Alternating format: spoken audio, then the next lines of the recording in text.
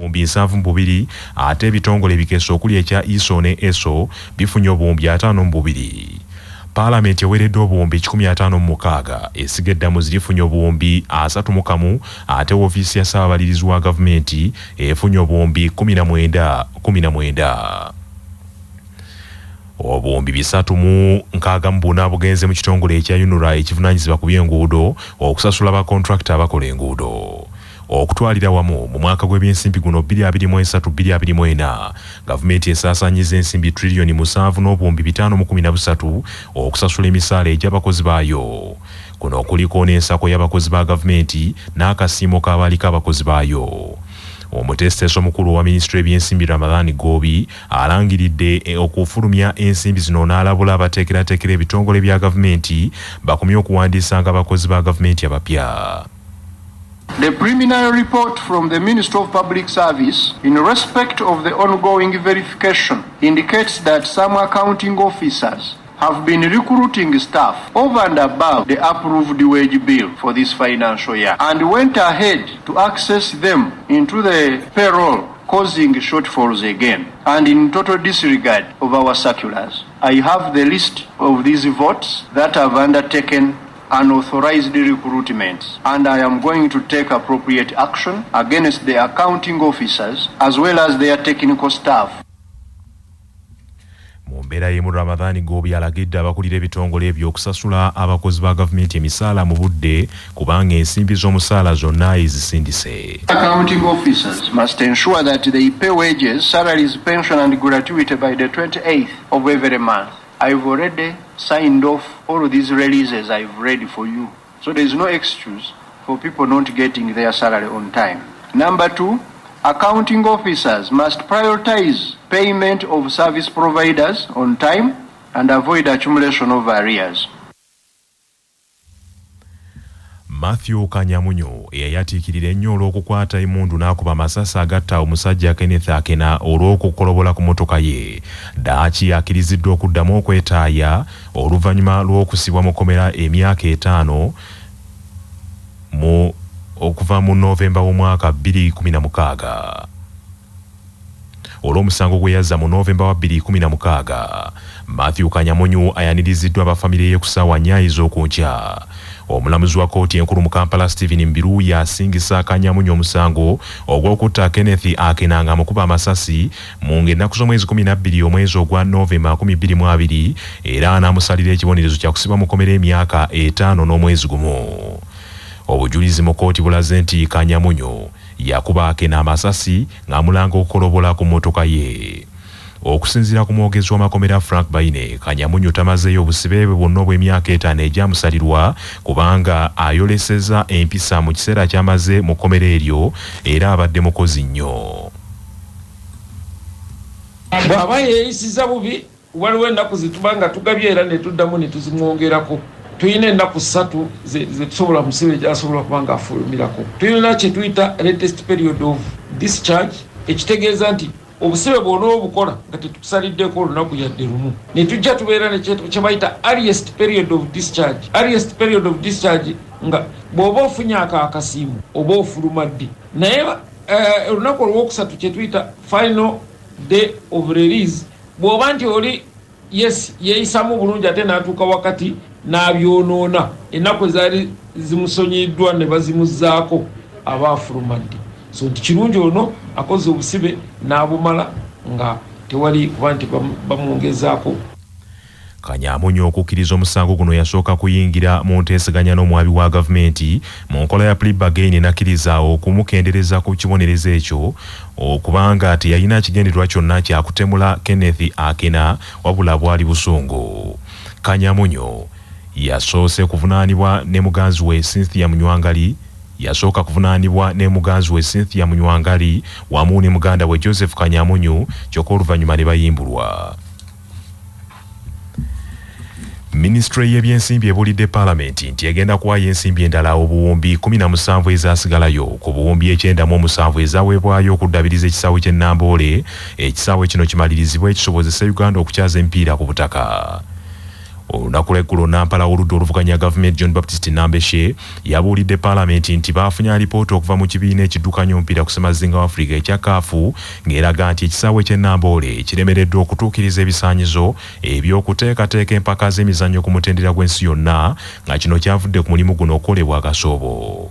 Sipiika wa paalamenti Anita Among yalagidde minisita w'ebyemizannyo Peter Ogwang ajja olwaleero annyonnyole paalamenti ekiviiriddeko omulimu guno okutambula akasoobo okusinziira ku bbanga eryagebekebwa. Minisita w'ebyemizannyo Peter Ogwang asinzidde mu paalamenti n'agamba nti omulimu guno ogukolebwa ku kisaawe kino gulinako we gutuuse wabula obuzibu butadde nnyo ku minisitule y'ebyensimbi gy'alumiriza okuwaayo okulwawo okumalayo ensimbi ezeetaagibwa era ng'enfunda nnyingi nga minisita w'ebyenjigiriza Janet Kataaha Museveni awandiikira abakulu mu minisitule y'ebyensimbi naye nga mpaawo kye bakola.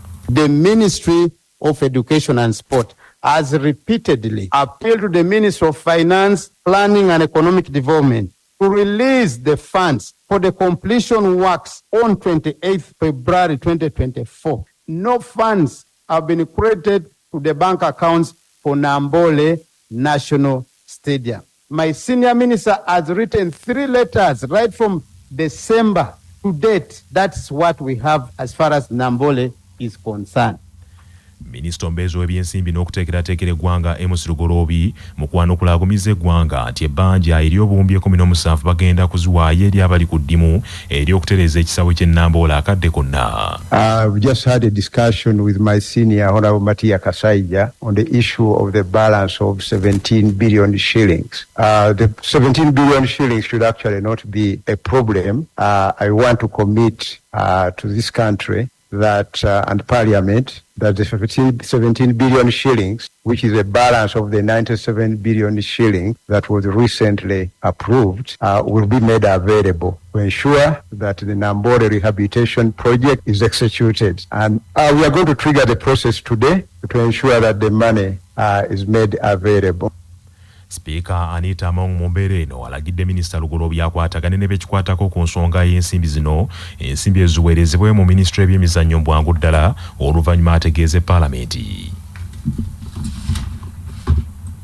We have the ministerial statement of which one of them is yours. So we are going to, today being a Friday, we are going to give you an hour as we handle other ministerial statements to first go and trigger. To go and trigger, then you come back for your ministerial statement so that by the time we leave here, we know we have an evidence of a trigger. Abavubuka mu disitulikiti y'e Kalungu naddala abayizi b'amasomero bakyamuse olw'okuyigirizibwa n'okubanyumiza obulamu bwa Ssaabasajja Kabaka wakati ku kyoto ekyakomeddwa era ekibumbujjira mu bitundu by'e Kalungu. Omusasi waffe Muzaffalu Nsubuga akabituwe. Ekyoto kino kibumbujjira wano ku mbuga y'eggombolola ya Mumyuka Kalungu kyetabiddwamu abayizi okuva mu masomero agatali gamu saaka abavubuka n'abantu abakulu era mu kiseera kino we tukoledde eggulire lino ng'avunaanyizibwa ku by'amawulire ku lukiiko lw'eggombolola eya Mumyuka Kalungu ow'obutiko Kyagabali Kyadi ali mu kuyitirayitiramu abavubuka obulamu bwa Ssaabasajja Kabaka Ronald Muwenda Mutebi owookubiri ku myaka gino 69 era Kyagabali Kyadi bw'abadde abuulirira abavubuka saako okubalambika ku bulamu bwa Ssaabasajja Kabaka atendereza obuzira bwe. Okutya kuno kwe kwatuusa Sebanaakitta okugamba be yali nabo nti Obuganda tunaabutegeeza tutya nti enjovu za Ssekabaka ng'omulangira nga tuli awo tutunula butunuzi. Sebanaakitta kwe kusiba omwoyo n'enkoko emire ensanafu n'aliwandagazaamu amaki. Kati mutunuulire obulamu obwo nti Ssaabasajja waffe gwe tulina tiyatandikira ku mukeeka naffe ebirungi abaliwo tutugenda kubifunira ku ki tulina kubirwanirira. Ekyoto kino kyetabiddwako abakulu okuva ku ssaza abakulembeddwamu avunaanyizibwa ku kitongole ekya bulungibwansi mu ssaza ly'e Buddu Ajibadi Kagga saako abakulu abalala. Era mu kiseera kino omusomo gukyagenda mu maaso wakati mu bavubuka okuwuliriza n'okunyumirwa ebigenda mu maaso. Omwami wa Kabaka atwala eggombolola eya Mumyuka Kalungu Katabalwa Nsimbe Vincent asabye abavubuka mu Bwakabaka naddala mu kitundu kino ekya Mumyuka Kalungu okufaayo okwagala ennyo Obwakabaka era akubiriza abazadde okuweerera abaana n'okulima emmere emala nga tuli ku kyoto Bannakalungu nyongera okubasaba mukole nnyo tusobole naddala nga tusimba emmwanyi ebyenfuna si birungi naye mu kalungu bwe tunaakola ennyo emukuba eno Katonda nga bw'agituwadde tujja kusobola okutambula obulungi ng'omuntu alina kaalya. Ku lwa CBS rediyo y'obujjajja Nsubuga Muzaffaaru Kalungu mu Buddu. Mu mbeera y'emu n'abavubuka mu ggombolola ya Kabaka ne mu ggombolola zonna ezikola essaza Busujju batuuse mu bifo ebyenjawulo ewakumiddwa ebyoto ng'ogumu ku mikolo egikulembeddemu okujjaguza amazaalibwa g'empologoma Ssaabasajja Kabaka Sseggwanga Ronald Mwenda Mutebi owookubiri. Mu ssaza Busujju ekyoto kikumiddwa ku buli mbuga y'eggombolola okusobozesa abavubuka bonna okwetaba mu nteekateeka eno nga mpaawo kibalobera. Ggombolola zino kuliko Mumyuka Maanyi, Ssaabawali Butayunja, Ssaabaddu Malangala ne Ssaabagabo Kakindu era mukadde kana abavubuka bamaze dda okutuuka ku mbuga ewakumiddwa ogwo ekyoto. Ssentebe w'abavubuka mu ggombolola ya Mumyuka Maanyi Omuwologoma Nantale Florence ategeeza Kyabassa nti abavubuka beesunze nnyo okuyiga ku bulamu bw'amaasomogi naddala bwe yayitamu nga tannatuuzibwa ku Nnamulondo. Tuli wano twesunga abavubuka beesunga kumanya Kabaka engeri gye yaliwo nga tannaba kufuuka Kabaka, obulamu bwe yalimu nga tannaba kufuuka Kabaka ng'akyali Ssaabataka, kubanga waliwo ambuuziza naye ne Kabaka yafuna okusoomoozebwa nga muvubuka nga ffe. Kati abantu beesunze okumanya emitendera Kabaka gye yayitamu okufuuka Kabaka, kusoomoozebwa ki kwe yafuna. Kale bali wano buli omu musanyufu era tulindirira bwe tugenda kubeera naye tunyumirwe ekyoto kyaffe tube nga tubitambuza bulungi.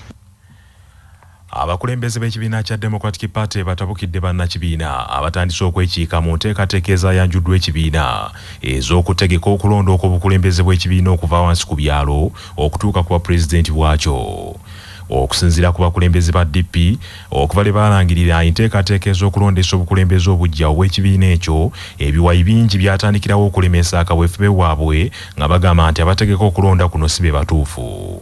Ssaabawandiisi w'ekibiina kya DP Gerard Siranda agambye nti tebagenda kuganya bantu abo okwekiika mu mirimu gy'ekibiina. Abali wabaddewo ebiyitingana bifoomu biri awo bikiro kitwala omunaku nga biyita abantu baffe okwewandisa mu foomu. Njagala kubawabula n'okubalabula nti buli ayingira mu foomu eyo manya nti oyingidde mu kintu ekiri awo kiro kitwala omunaku nga Siranda mu mbeera y'emu alambuludde ku nsimbi ezaagerekeddwa ekibiina ezirina okusasulwa abaagala okwesimbawo okuvuganya ku bifo by'obukulembeze ku kaadi ya DP.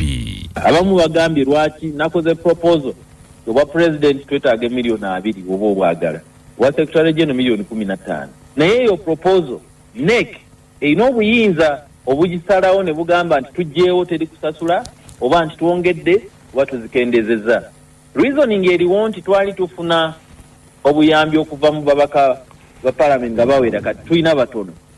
Ne Netherlands Institute for Multi-Party Democracy through iPod ngetuwa support okukola processes zino.